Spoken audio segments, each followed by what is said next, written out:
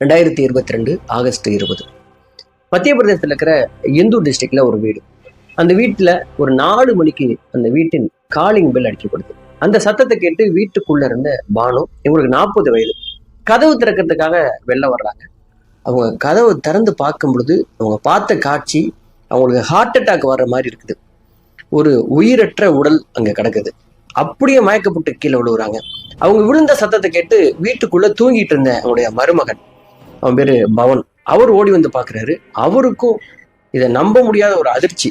அவரும் அங்கிருந்து சத்தம் போட்டுக்கிட்டே ஓடுறாரு. அந்த சத்தத்தை கேட்டு அந்த வீதியில இருந்த நிறைய மக்கள் கூடுறாங்க. அதுக்கப்புறம் போலீஸ் ஸ்டேஷனுக்கு தகவல் சொல்லப்படுது.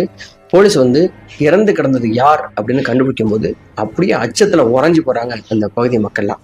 அவர் ஏன் இறந்து போனாரு, இறந்து போனவருக்கும் அந்த வீட்டில் உள்ளவங்களுக்கு என்ன தொடர்பு அப்படிங்கிறத இந்த வீடியோல பார்க்கலாம்.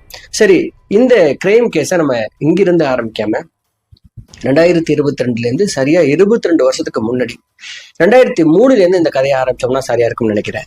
இந்த மத்திய பிரதேசத்துல ஒரு ஆண், அவர் பேரு அனில் சௌத்ரி. அவங்களும் அவருக்கு ஒரு காதலி இருக்கிறாங்க. அவங்க பேரு பானு, அவங்களுக்கு 18 வயது. இந்த 2 பேரும் காதலிக்க ஆரம்பிக்கிறாங்க.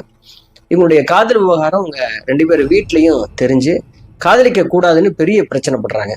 ஆனா இந்த 2 பேரும் நாங்க உண்மையாதான் காதல் பண்றோம், நாங்க வாழ்ந்து காட்டுறோம் அப்படின்னு சொல்லிட்டு வீட்டை எதிர்த்து வீட்டை விட்டு வெளியேறி காதல் திருமணம் பண்றாங்க. இவங்க சொன்ன மாதிரியே இந்த 2 குடும்பத்துக்கும் இவங்க எடுத்துக்காட்டா வாழ ஆரம்பிக்கிறாங்க. ஆனா 2 குடும்பமும் கடைசி வரைக்கும் உங்களை ஏத்துக்கவே இல்லை.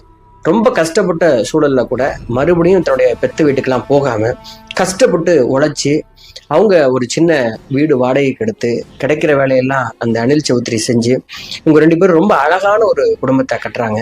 இவங்களுடைய அன்புக்கு அடையாளமா ஒரு பெண் குழந்தை பிறக்குது, அவங்களுக்கு மோனிகா.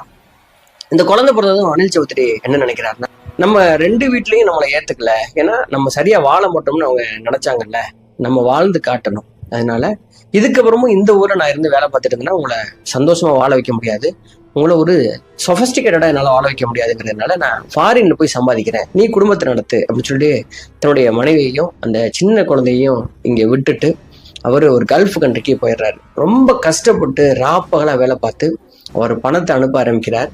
தன்னுடைய மனைவியும் அவர் அனுப்பின பணத்தை சிறுக சிறுக சேமிச்சு இங்க ஒரு பிசினஸ் பண்றாங்க, ஒரு வீடு வாங்குறாங்க. தன்னுடைய அந்த குட்டி பெண்ணை ரொம்ப கஷ்டப்பட்டு வளர்க்க ஆரம்பிக்கிறாங்க. அந்த பெண்ணுக்கு இப்போ 18 வயசு ஆயிடுச்சு. அந்த 2 பேருக்கு இந்த உலகத்துல இருக்கிற ஒரே ஒரு சொந்தம் அப்படின்னா அந்த பெண் மோனிகா மட்டும்தான். +2 முடிச்ச அந்த பெண்ணுக்கு அந்த பெண்ணுடைய விருப்பப்படியே காலேஜில் சேர்த்து விடுறாங்க. இந்த அனில் சௌத்ரி வருஷத்துக்கு 2 முறை ஊருக்கு வருவார். 6 மாசத்துக்கு ஒரு ட்ரிப்பை வந்து என்னுடைய குழந்தைகளோட சரியா 1 மாசம் தங்கி இருந்துட்டு போவார். இந்த